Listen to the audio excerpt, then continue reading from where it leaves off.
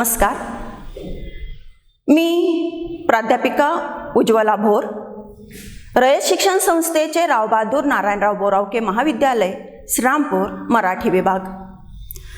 विद्यार्थी मित्रांनो, आपणा सर्वांना हे माहीत असेलच की सावित्रीबाई फुले पुणे विद्यापीठाने तृतीय वर्ष कला म्हणजेच ज्याला आपण BA असं म्हणतो, त्या तृतीय वर्ष कला किंवा या BA मराठी या वर्गासाठी विशेष स्तरावर म्हणजेच स्पेशल म्हणून 2 पेपर ठेवलेले आहेत। या 2 पेपरमधील पेपर क्रमांक 4 म्हणजेच विशेष स्तर प्रश्नपत्रिका क्रमांक 4 या पेपर संबंधाने मी आज आपणाशी संवाद करणार आहे।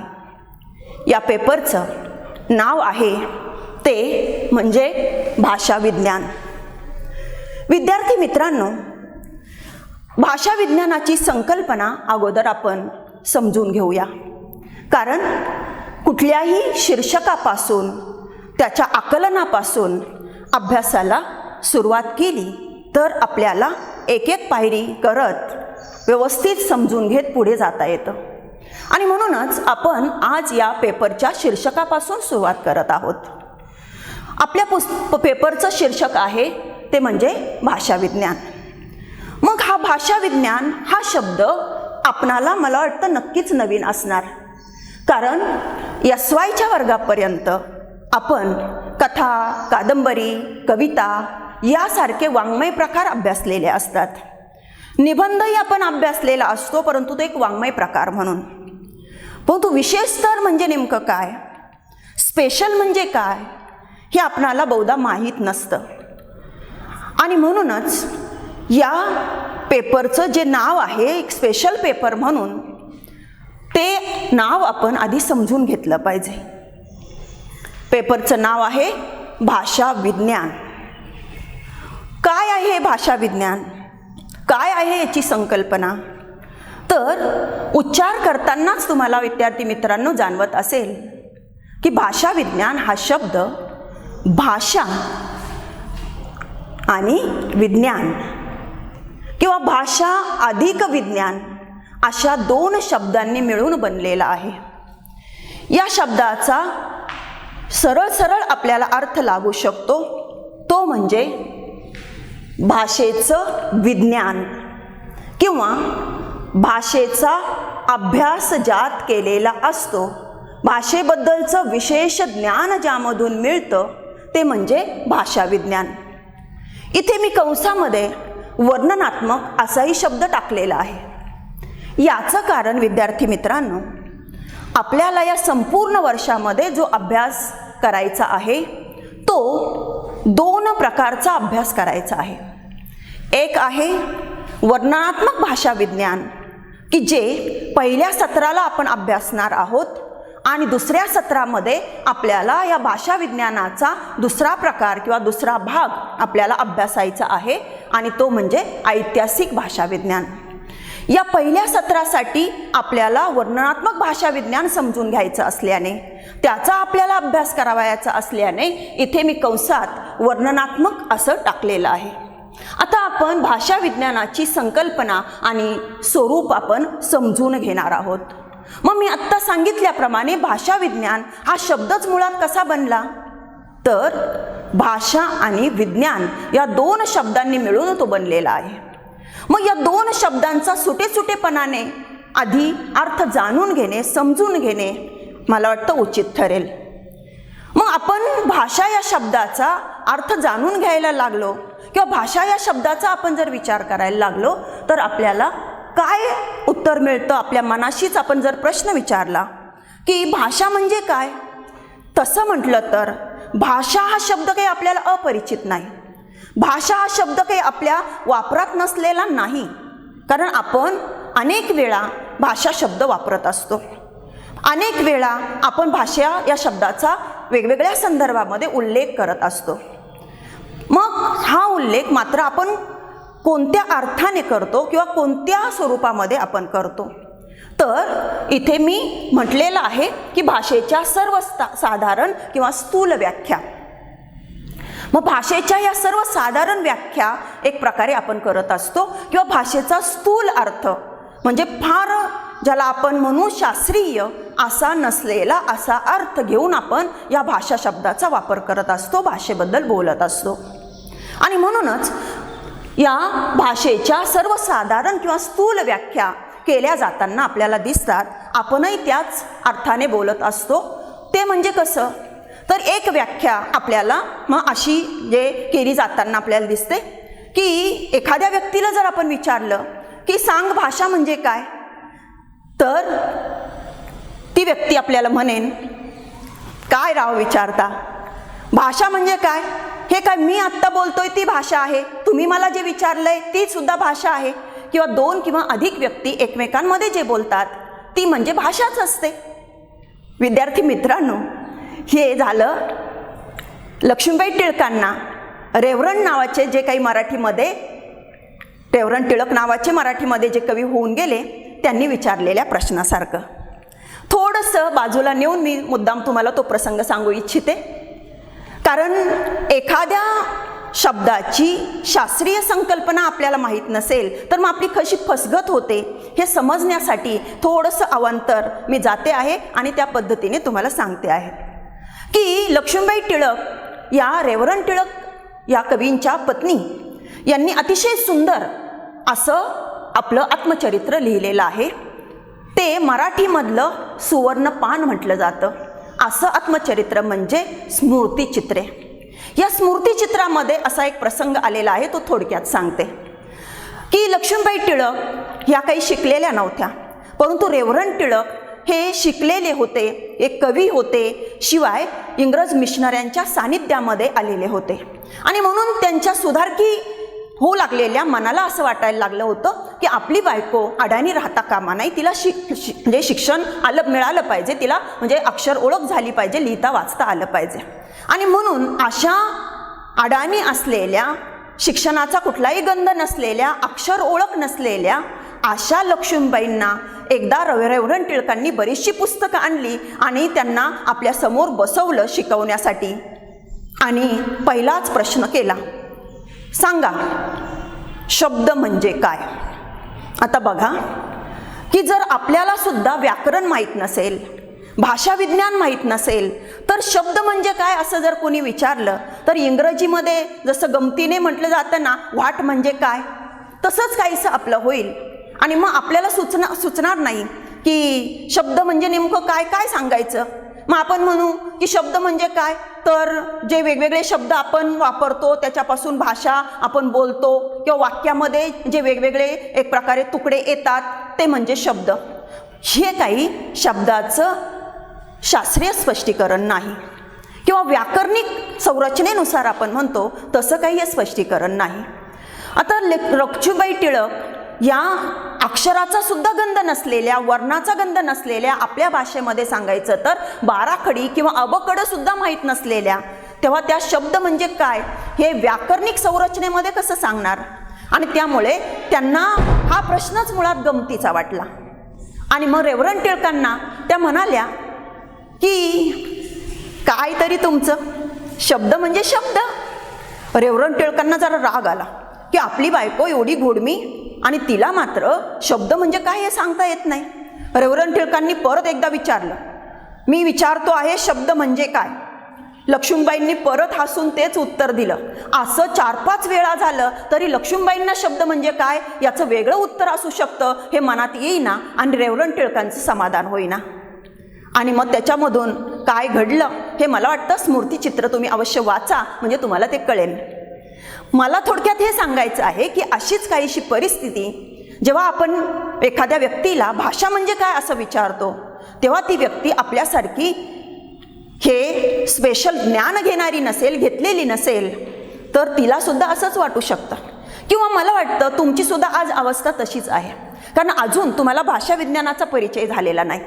स्पेशल स्तरावरचा हा पेपर आहे म्हणजे नेमकं काय हे तुम्हाला अजून कळालेलं नाही. आणि अशा याच्यामध्ये भाषा विज्ञान म्हणजे काय हे मी जर तुम्हाला विचारलं तर मला वाटतं तुमची अवस्था सुद्धा लक्ष्मीबाई टिळकांसारखी होईल.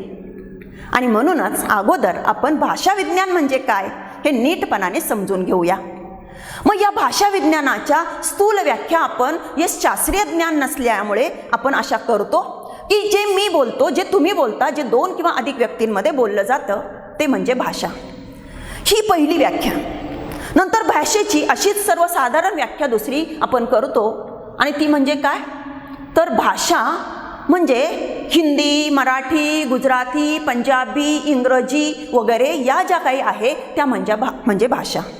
तिसरी व्याख्या करणारी एखादी व्यक्ती कदाचित असंही म्हणेल की भाषा म्हणजे काय, तर वेगवेगळ्या लोकांची बोलण्याची जी वेगवेगळी पद्धत आहे ती म्हणजे भाषा. आता 3 व्याख्या आपण या भाषेच्या सर्वसाधारण व्याख्या म्हणून पाहिलेल्या आहे. परंतु विद्यार्थी मित्रांनो, या सर्वसाधारण व्याख्या थोडासा मनाशी विचार करून बघा, आपल्याला भाषा म्हणजे काय याचं नेमकं उत्तर देतात का? कारण भाषा म्हणजे काय असं बघताना किंवा त्याचा विचार करताना जे आपण बोलतो, जे दुसरे लोक बोलतात किंवा जे एकमेकांमध्ये जे लोक बोलतात त्याला भाषा असं आपण जर म्हणत असू, तर मग ही भाषा वेगवेगळी कशी आहे? इंग्रजी, हिंदी, मराठी, सिंधी ह्या सगळ्या वेगवेगळ्या भाषा आहेत. प्रत्येक माणूस भाषा बोलू शकतो, भाषा बोलतो, वापरतो. परंतु प्रत्येक माणसाची ही भाषा निर्माण कशी होते? गुजराती माणूस गुजराती कसं काय बोलू शकतो? मराठी माणूस मराठी कसं काय बोलू शकतो? मग ही भाषा निर्माण कशी होते? ही कधी निर्माण झाली? या भाषेमध्ये काही शब्द आहेत की जे शब्द आपण वापरतो, पण कधी कधी आपल्याला असंही दिसतं की एकच शब्द परंतु त्याचा वेगवेगळा अर्थ होताना आपल्याला दिसतो. म्हणजे बघा, उदाहरण मी सांगेन आपल्या परिचयाचं. साधं एक उदाहरण आपण घेऊ. पाणी. पाणी नावाचा शब्द आपल्या मराठी भाषेमध्ये आहे. या पाणी या शब्दाचा अर्थ कसा वेगवेगळा घेतला जातो किंवा आपणच भाषेमध्ये त्याचा कसा वेगवेगळ्या अर्थाने वापर करतो हे मी आत्ता काही शब्दबंध किंवा वाप्रचार वगैरे सांगितलं की तुमच्या लक्षात येईल. मग पाणी हा शब्द आपण कशा पद्धतीने वापरतो? उन्हाळ्यामध्ये तहान लागते म्हणून आपण म्हणतो की खूप तहान लागली, पाणी पिलं पाहिजे, मला पाणी प्यायचं आहे. तर एखाद्या व्यक्तीबरोबर आपलं काही तंटाबखेडा झाला तर आपण म्हणतो तुला माझं पाणी दाखवतोच. किंवा एखादी व्यक्ती आपल्या दृष्टीने थोडीशी मूड असेल, जड असेल किंवा तुमच्या आवडत्या शब्दामध्ये बोली भाषेमध्ये बधीर असेल तर आपण म्हणतो त्याच्यात पाणीच नाही. किंवा आपल्याकडे अशी म्हण सुद्धा आहे, लात मारीन तिथं पाणी काढीन.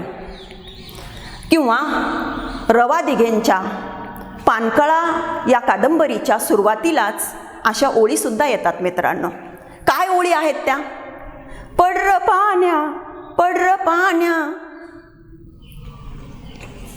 जीव, पड्र पाण्या कर आबादानी, रान माझ लयता नेल चातकावानी.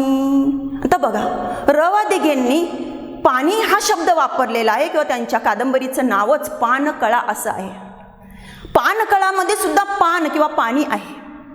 आपण आता हा पावसाळा चाललेला आहे, याच्यामध्ये टी व्हीवर काही भागांमध्ये आपण बघतो आहोत सगळीकडे पाणीच पाणी झालेलं आहे.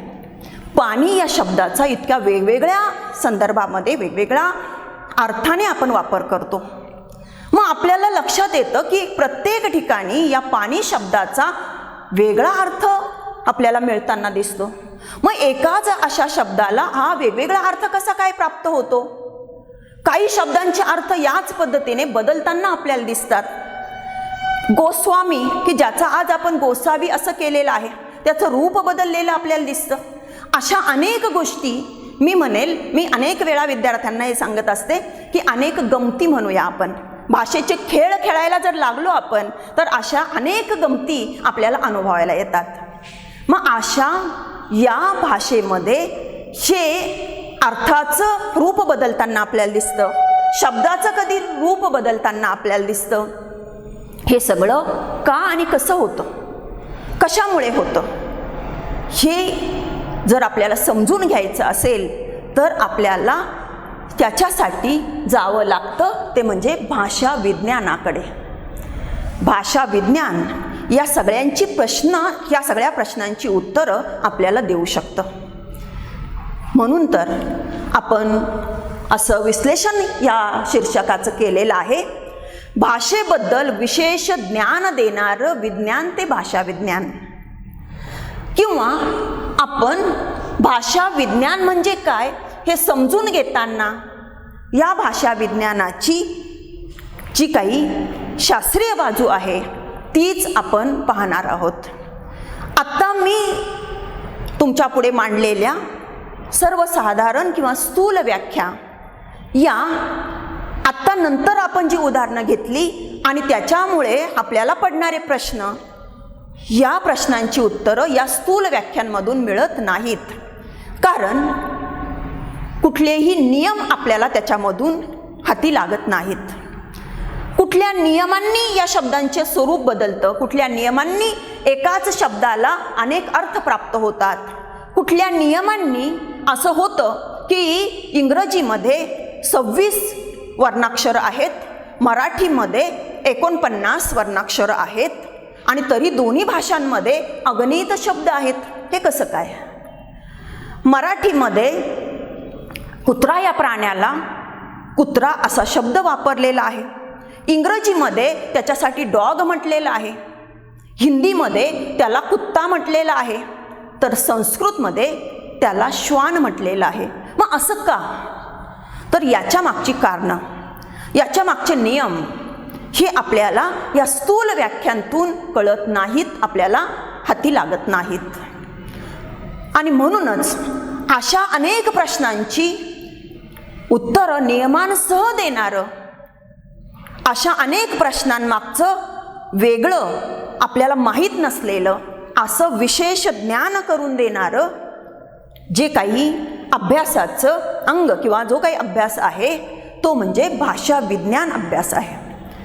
जे काही विज्ञान आहे ते म्हणजे भाषा विज्ञान आहे. यालाच भाषाशास्त्र असं म्हटलं जातं, कारण भाषेचा शास्त्रीय किंवा शास्त्रोक्त पद्धतीने अभ्यास करणारं जे क्षेत्र ते म्हणजे भाषा विज्ञान. आणि म्हणून भाषाशास्त्राच्या आपण अशा वेगवेगळ्या व्याख्या करू शकतो की भाषेचा शास्त्रोक्त अभ्यास करणारं जे काही शास्त्र ते म्हणजे भाषाशास्त्र. भाषेबद्दलचं नियमानुसारी सर्वांच्या अनुभवाला येऊ शकणारं किंवा सर्वजण पडताळा घेऊ शकेल अशा प्रकारच्या वेगवेगळ्या बाबींचं ज्ञान करून देणारं असं जे विज्ञान ते म्हणजे भाषा विज्ञान.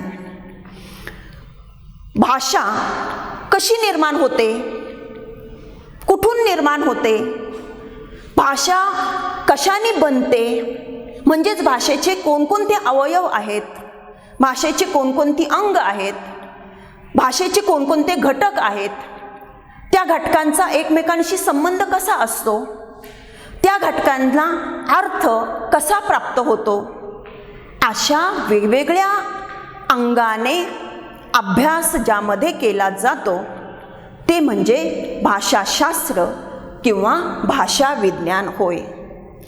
अशा या भाषा विज्ञानामध्ये कशा कशाचा अभ्यास केला जातो, तर इथे मी भाषा विज्ञानाचे घटक किंवा अंगे असं म्हणून इथे फळ्यावर मी ही भाषा विज्ञानाची वेगवेगळी अंगे किंवा भाषा विज्ञानाची वेगवेगळी घटक मांडले आहेत.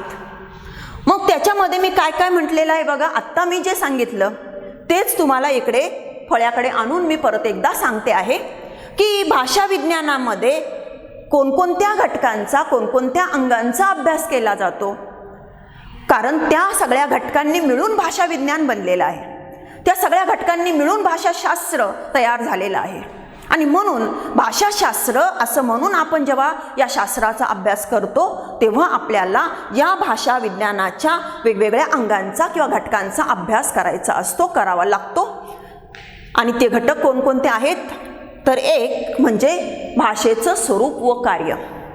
कशी असते भाषा, कशी दिसते भाषा, भाषा कशावरून ओळखायची, म्हणजेच भाषेची लक्षणं काय आहेत, ती कुठून निर्माण होते, ती निर्माण करण्यासाठी मानवाच्या ठिकाणी कोणत्या गोष्टी किंवा कोणते अवयव किंवा कोणती इंद्रिय असावी लागतात, त्या इंद्रियांचा वापर कसा करावा लागतो, म्हणजे मग आपल्याला अमुक एक शब्द उच्चारता येतो, किंवा त्याच्यामध्ये दोष असेल तर अमुक एक शब्द आपल्याला उच्चारता येत नाही. मग ही जी काही भाषा आपण म्हणजे माणसाने निर्माण केलेली, माणूस वापरत असलेली ही भाषा बोलण्याचं जसं काम करते एकमेकाशी, तसं अजून काय काय काम करते, म्हणजे अजून कोणकोणती कार्य भाषेद्वारे घडून येत असतात. मुळात भाषा ही माणसाने निर्माणच कोणत्या कामासाठी केली, हे म्हणजे भाषेचं स्वरूप आणि कार्य. नंतर दुसरा घटक किंवा दुसऱ्या कोणत्या गोष्टींचा आपण अभ्यास करतो या भाषा विज्ञानामध्ये, तर भाषेचे घटक. नीट लक्षात घ्या, मी इथे भाषा विज्ञानाचे घटक किंवा अंग असं सांगितलेलं आहे, आणि आता हा दुसरा मुद्दा आपण पाहत आहोत, त्याच्यामध्ये भाषेचे घटक असं मी म्हणते आहे. भाषा विज्ञानाचे घटक वेगळे आणि भाषेचे घटक वेगळे, आणि म्हणून हे मी तुम्हाला इथे मुद्दाम याकडे तुमचं लक्ष वेधू इच्छिते की भाषेचे घटक म्हणजे भाषा ज्या घटकांनी मिळून बनलेली आहे, भाषा ज्या अंगांनी मिळून बनलेली आहे. जसं आपल्या मानवी शरीराचं उदाहरण आपण जर घेतलं तर आपलं मानवी शरीर, तुम्हाला माणूस काढा असं म्हणून सांगितलं तर तुम्ही फळ्यावर पटकन काय काढाल, तर तुम्ही एक वरती मोठं वर्तुळ म्हणजे माणसाचं डोकं, त्याला एक लंब वर्तुळ तुम्ही जोडाल म्हणजेच माणसाचं धड, त्याला दोन काड्यांसारखे हात तुम्ही दाखवाल, नंतर खाली धडाच्या खाली दोन म्हणजे काड्यांसारखे पाय तुम्ही दाखवाल आणि म्हणाल की झालं माणूस. हे झालं काय, तर माणसाची आकृती, माणसाचं शरीर. तुमच्या डोक्यामध्ये माणसाचं हे शरीर कशाने बनलेलं असतं, तर हे मुख्य 4 घटक तुमच्या डोळ्यासमोर आहेत आणि त्यामुळे तुम्ही ते दाखवले म्हणजे चित्र काढताना. एक म्हणजे काय, वर्तुळाकार गोलामधून माणसाचं डोकं, त्याला जोडलं लंब वर्तुळ म्हणजे ते काय, म्हणजे धड, म्हणजे मानेखालचा जो भाग आहे आपण त्याला धड म्हणतो, ते धड. नंतर काय, तर त्या धडाला म्हणजे असे काड्यांसारखे दिसणारे 2 हात आणि धडाच्या खाली लोंबकळते अशा काढणाऱ्या त्या काड्या, काढल्या जाणाऱ्या काड्या म्हणजे पाय. तर या पद्धतीने म्हणजे 4 घटक आपल्या डोळ्यासमोर असतात मानवी शरीराचे. या 4 घटकांनी मानवी शरीर बनतं असं आपल्याला वाटतं आणि म्हणून आपण त्या पद्धतीने ते चित्र काढतो. मग तसं भाषा विज्ञानाचे घटक म्हणजे काय, तर भाषा विज्ञान किंवा भाषाशास्त्र ज्या घटकांनी मिळून बनलेलं आहे, ज्या घटकांचा त्याच्यात विचार करावा लागतो ते घटक म्हणजे भाषा विज्ञानाचे घटक. आणि भाषेचे घटक म्हणजे काय, तर ज्या भाषेचा अभ्यास भाषाशास्त्रामध्ये केला जातो त्या भाषेची रचना कशी झालेली आहे, त्या भाषेची अंग कोणती आहे, त्या भाषेचे घटक कोणते आहे, ते म्हणजे भाषेचे घटक. मग भाषा विज्ञानाचे घटक वेगवेगळे आहेत. भाषा विज्ञानाचा भाषा हा एक घटक आहे, त्या भाषेचा अर्थ हा म्हणजे दुसरा घटक आहे. त्या भाषेच्या अनुषंगाने येणारा इतिहास, येणारी परंपरा, वेगवेगळी रूपं, बोली हे भाषा विज्ञानाची अंग आहे, भाषा विज्ञानाचे घटक आहे. पण एखाद्या स्वतंत्रपणाने एखाद्या भाषेचा जेव्हा आपण अभ्यास करतो तेव्हा तीच भाषा आपण अभ्यासाला घेत असतो आणि मग ती भाषा कशी बनलेली आहे, म्हणजे कोणत्या वर्णांपासून बनलेली आहे, कोणत्या स्वनांपासून बनलेली आहे, किंवा त्या भाषेचे मूलभूत पायाभूत असे किती स्वन आहे, कोणते आहे, त्या स्वनांपासून त्या भाषेमधली रूपं म्हणजेच आपल्या समजण्यासाठी आपण म्हणू शब्द कसे बनलेले आहे, कसे बनतात, त्यांचे अर्थ कसे त्यांना प्राप्त होतात किंवा त्यांची रूपं कशी बदलत राहतात, या वेगवेगळ्या रचना किंवा ही वेगवेगळे शब्द किंवा या वेगवेगळे रूपं यांना अर्थ कसा प्राप्त होतो, वेगवेगळ्या पद्धतीचा अर्थ कसा प्राप्त होतो. जसं मी आत्ता सांगितलं, पाणी या शब्दालाच वेगवेगळे अर्थ आपल्याला असलेले दिसतात, तसं नंतर या शब्द आणि अर्थांपासून मग वाक्य कसं बनतं, वाक्यापासून मग पुढे परिच्छेद, परिच्छेदापासून प्रकरण किंवा एखादा लेख, या पद्धतीने हे सगळी म्हणजे भाषा ही अशी विकसित होत जात असते. मग या सगळ्या घटकांचा अभ्याससुद्धा आपल्याला या भाषा विज्ञानामध्ये म्हणजे करायला मिळतो. नंतर मी पुढचा मुद्दा लिहिलेला आहे की भाषेचा इतिहास. जसं मी आत्ता सांगितलं की वेगवेगळ्या भाषांना इतिहास लाभलेला आहे. म्हणजेच काय, म्हणजेच कुठलीही भाषा ही काही एकदम आकाशातून टपकलेली नाही. त्या त्या देशातल्या त्या त्या समाजातल्या माणसांनी जरी ती निर्माण केलेली असली तरी ती एखाद्या प्राण्याचा जन्म व्हावा, म्हणजे जसं आपल्या जन्मतारीख कुणी जर विचारली तर आपण सांगतो की अमुक अमुक दिवशी अमुक अमुक वाजून अमुक अमुक मिनिटांनी अमुक अमुक ठिकाणी माझा जन्म झाला वगैरे. तसं काही भाषांचं नसतं. भाषांच्या निर्मितीची एक प्रक्रिया असते, तो एक इतिहास असतो.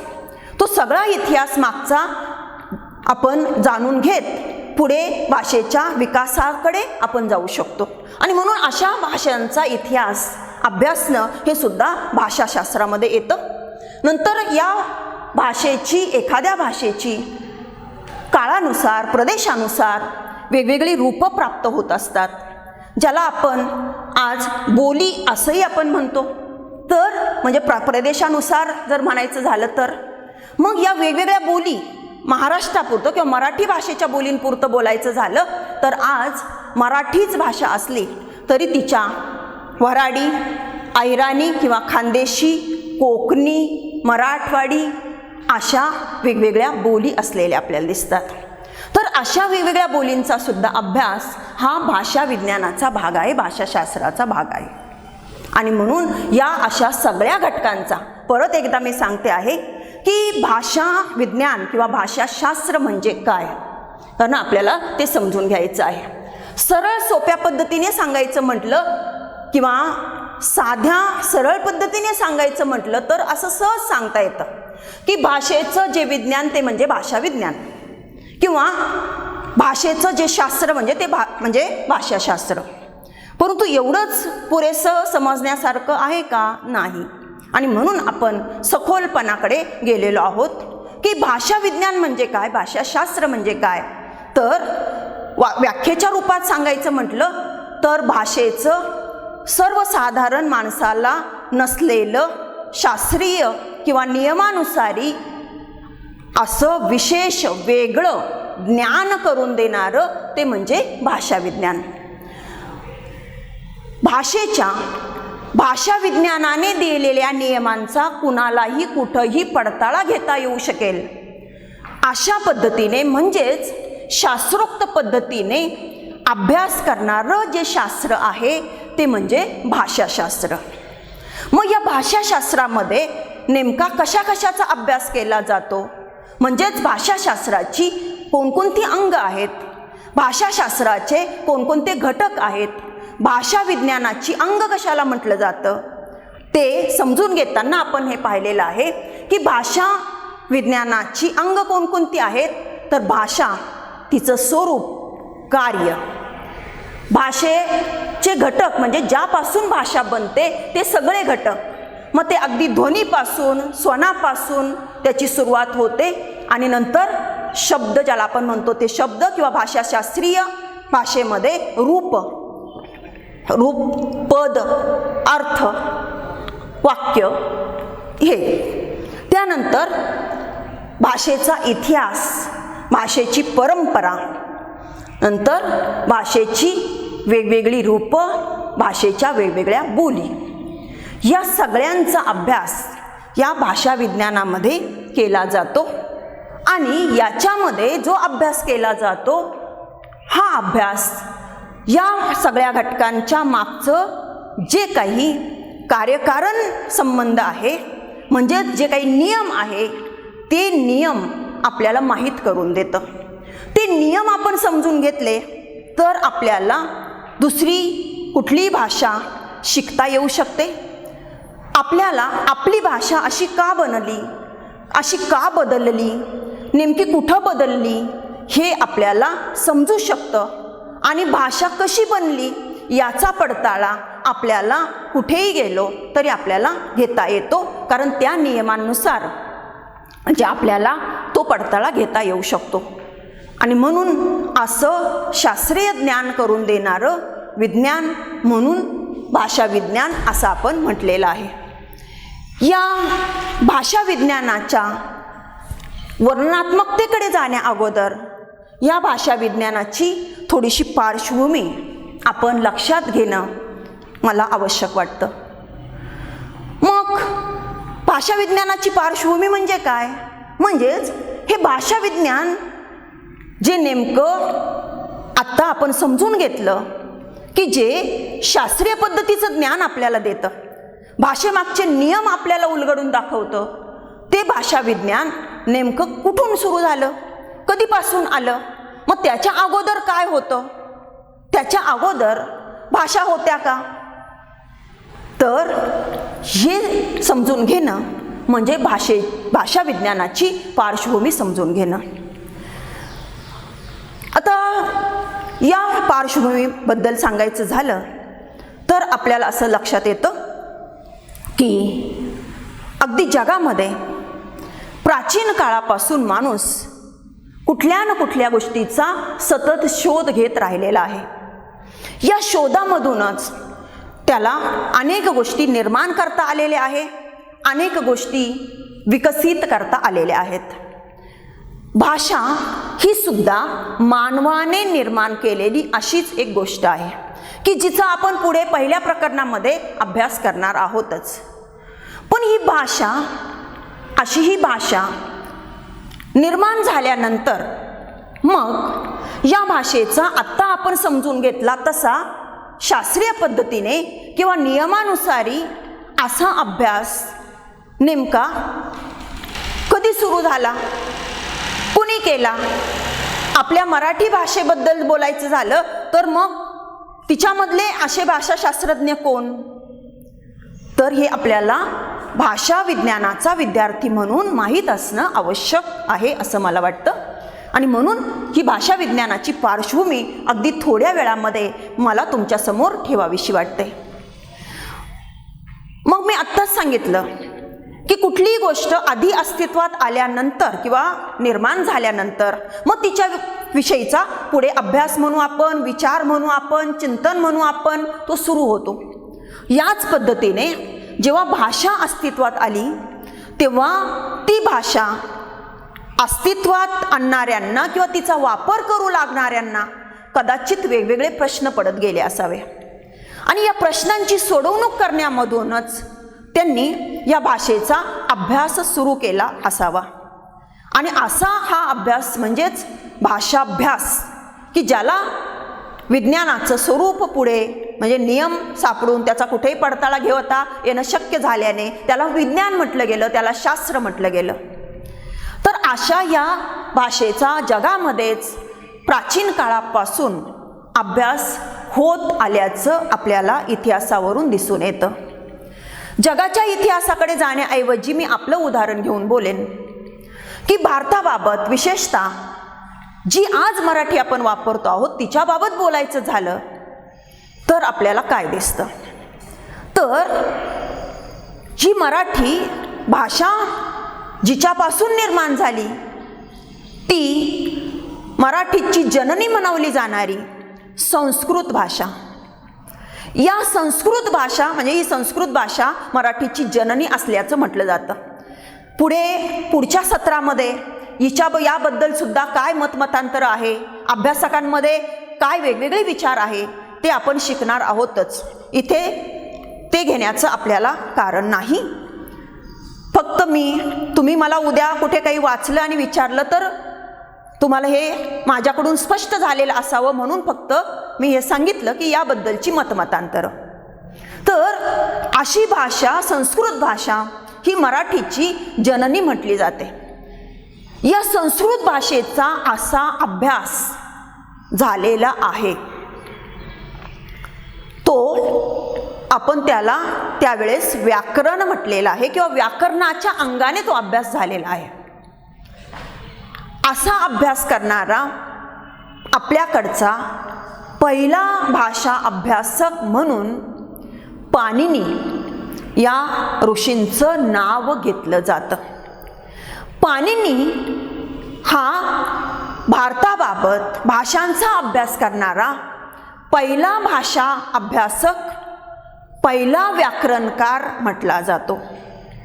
या पाणिनी ऋषींनी अष्टाध्यायी नावाचा जो ग्रंथ लिहिलेला आहे हा ग्रंथ हा या संस्कृत भाषेचा अशा प्रकारचा अभ्यास मांडून दाखविलेला असा ग्रंथ आहे.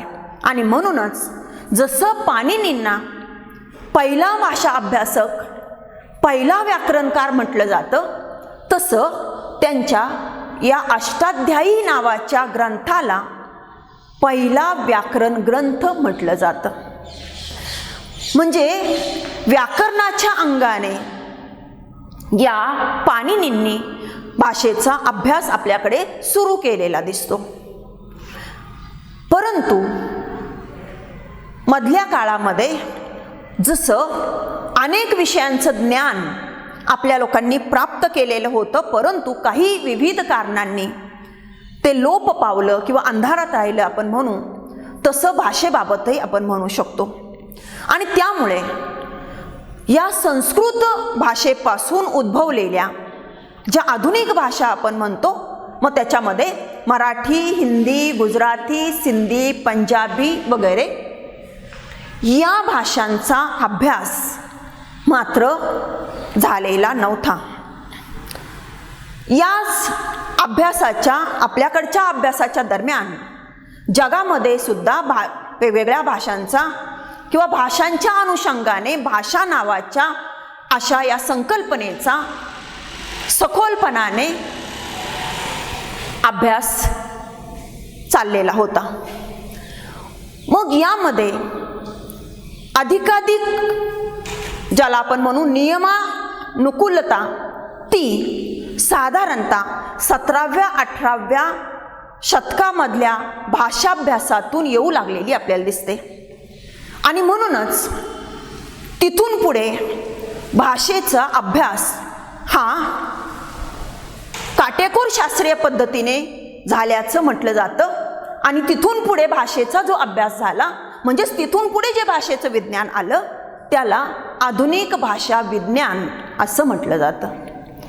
हे आधुनिक भाषा विज्ञानच आज आपल्याला अभ्यासाला आहे. भाषेचा वेगवेगळे लोक वेगवेगळा अभ्यास जो करत होते, तो अभ्यास ते आपापल्या परीने मांडत गेले. मग जसं आज आपण बघतो की आपण प्रत्येकजण एक विशिष्ट स्पेशल विषय घेतलेला असतो. आपण स्पेशलचे सगळे विद्यार्थी परीक्षा आली म्हणजे अभ्यासाला लागतो. सगळेजण वर्गामध्ये सगळ्यांनी तास केलेले असतात. मॅडमने किंवा सरांनी दिलेल्या नोट्स सगळेजण वापरत असतात. असं असताना देखील मात्र परीक्षेमध्ये प्रश्नांची उत्तरं लिहिण्याची प्रत्येकाची पद्धती वेगवेगळी असते.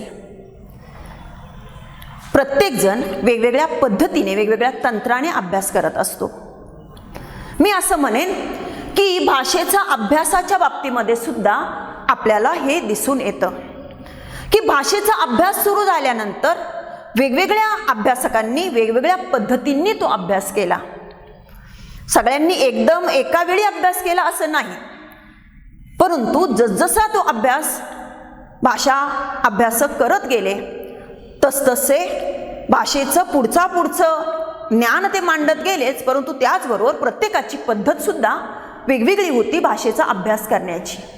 आणि मग त्यामधूनच हे अधिक शास्त्रोक्त पद्धतीने अभ्यास केलेलं असं आधुनिक भाषा विज्ञान जसं निर्माण झालं, तसंच भाषा विज्ञानाचे वेगवेगळे मार्ग, म्हणजेच भाषेचा अभ्यास करण्याचे वेगवेगळे मार्ग, भाषेचा अभ्यास करण्याच्या वेगवेगळ्या पद्धती, भाषेचा अभ्यास करण्याच्या ह्या वेगवेगळ्या मी म्हणेन रीती ह्या अस्तित्वात आल्याच्या आपल्याला दिसतं.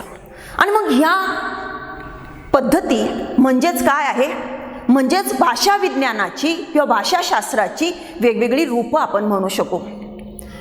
त्या रूपांचा उल्लेख मी आपणासमोर करते की 17व्या-18व्या शतकामध्ये युरोपामध्ये हा अभ्यास होऊ लागला की जो नंतर, कारण 18व्या शतकानंतर म्हणजे 19व्या शतकामध्ये युरोपियन, ज्यांना आपण पाश्चात्य असं म्हणतो, ब्रिटिश असं आपण म्हणतो, ते लोक भारतामध्ये आले, त्यांनी राज्य सुरू केलं वगैरे बराच इतिहास आपणा सर्वांना माहीत आहे.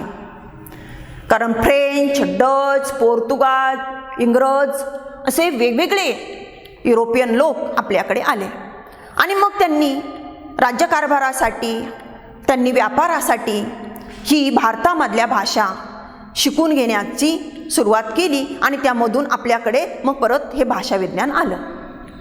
हे आपण पुढे बघणार आहोत पुढच्या सत्रामध्ये, ऐतिहासिक भाषा विज्ञानामध्ये. तर भाषा विज्ञानाच्या ह्या अभ्यासाच्या पद्धती कशा आल्या आणि कोणकोणत्या ते आपण बघत होतो. मी आत्ताच सांगितलं की 17व्या-18व्या शतकामध्ये युरोपामध्ये असा अभ्यास शास्त्रोक्त पद्धतीचा, ज्या मागचे नियम कुणालाही पडताळून पाहता येतील अशा पद्धतीने अभ्यास भाषेबाबत होऊ लागला आणि म्हणून त्याला आधुनिक भाषा विज्ञान असं म्हटलं गेलं. या आधुनिक भाषा विज्ञानाचा हा वेगवेगळ्या मार्गांनी अभ्यास झाल्याने वेगवेगळ्या पद्धती अस्तित्वात आल्या. त्यामधलीच एक पद्धत म्हणजे ऐतिहासिक भाषा विज्ञान, जिच्यामध्ये भाषेचा इतिहास तपासला जातो, जिच्यामध्ये भाषेची ऐतिहासिक परंपरा जाणून घेतली जाते किंवा जाणून आपल्याला घेता येते.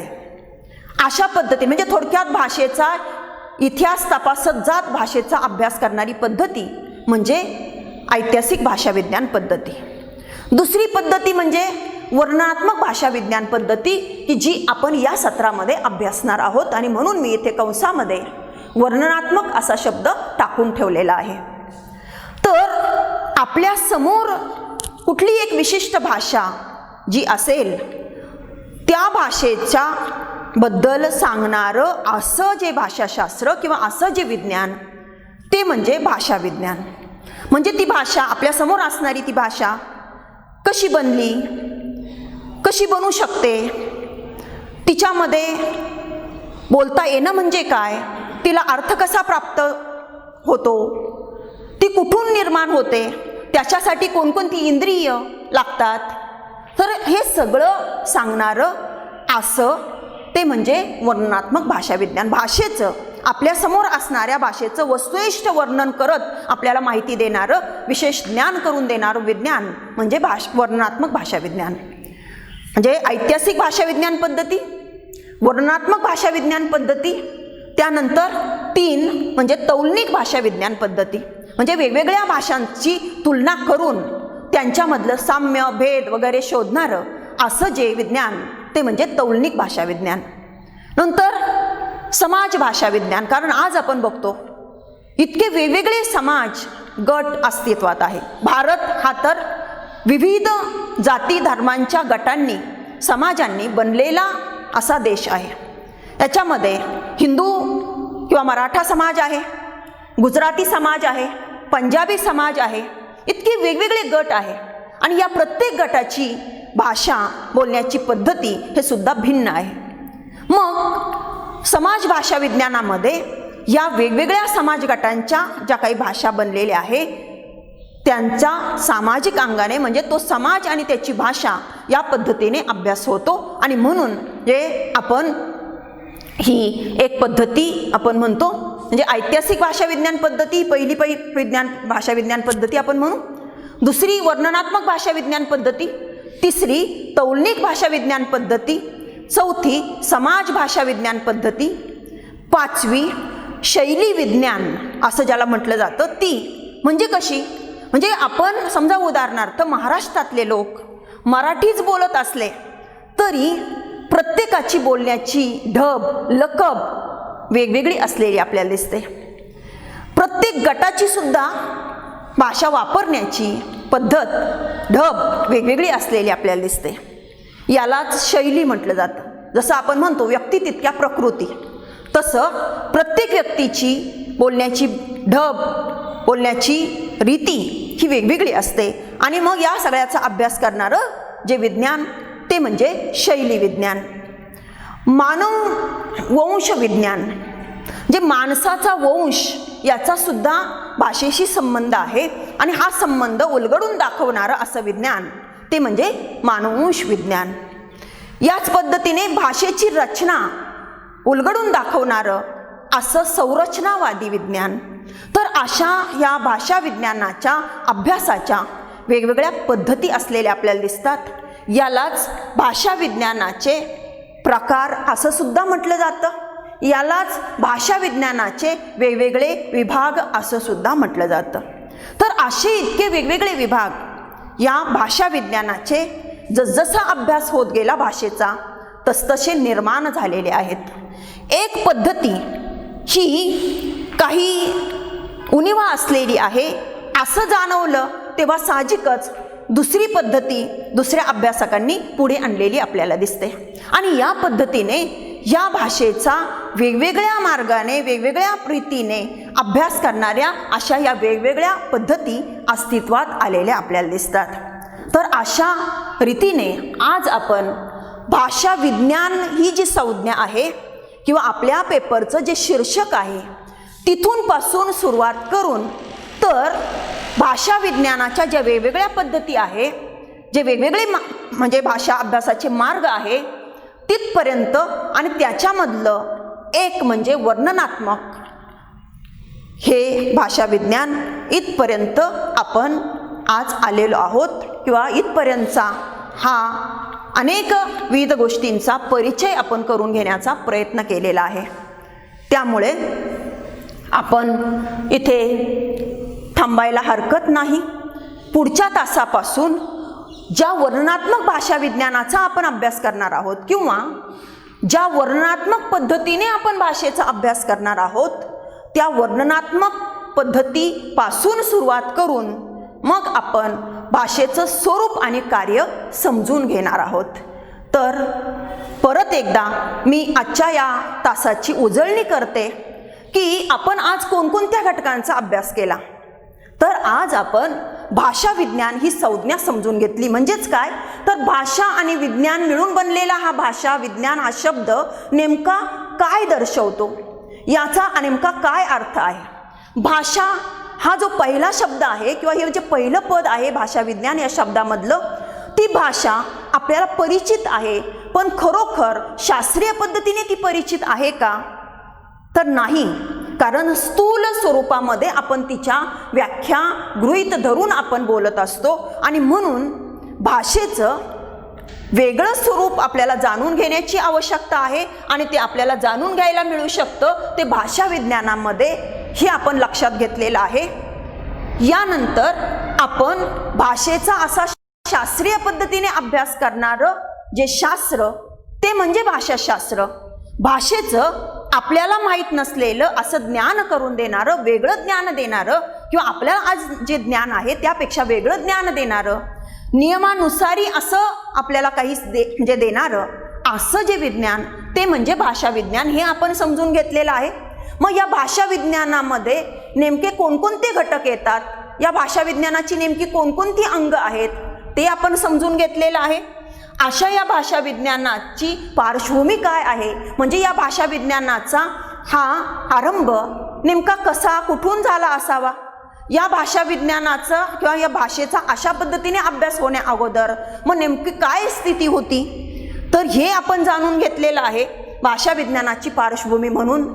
मग या पार्श्वभूमीमधून आपल्याला असं लक्षात आलेलं आहे की प्राचीन काळी भाषेचा अभ्यास होत होता, परंतु ज्याला आपण काटेकोर शास्त्रीयता म्हणतो तशी शास्त्रीयता त्यात नसावी. तो व्याकरण ह्या एकाच अंगाने अभ्यास होत होता आणि असा अभ्यास खरा सुरू झाला तो 17व्या-18व्या शतकापासून आणि म्हणून या नवीन प्रकारच्या अभ्यासाला आधुनिक भाषा विज्ञान असं म्हटलेलं आहे. या आधुनिक भाषा विज्ञानाचा सुद्धा वेगवेगळ्या अभ्यासकांनी वेगवेगळ्या पद्धतीने वेगवेगळ्या मार्गांनी अभ्यास केला. त्या मार्गांनाच वेगवेगळी नावं प्राप्त झाली.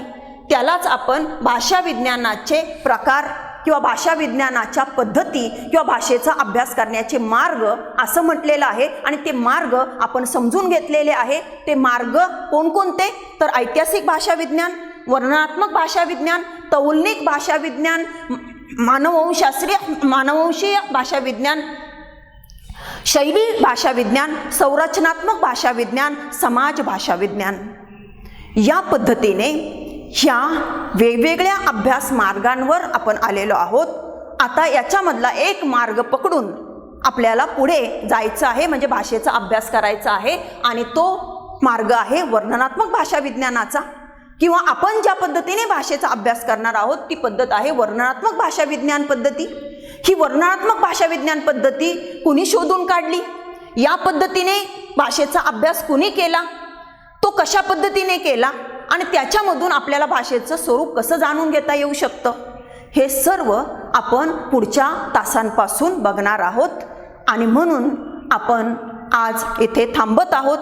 तर विद्यार्थी मित्रांनो, या सगळ्या संकल्पना आपल्या आकलनापर्यंत आल्या असतील किंवा आपल्याला समजले असतील अशी अपेक्षा मी व्यक्त करते. आणि आपला या आजच्या तासापुरता येथे निरोप घेते. सर्वांना परत एकदा धन्यवाद.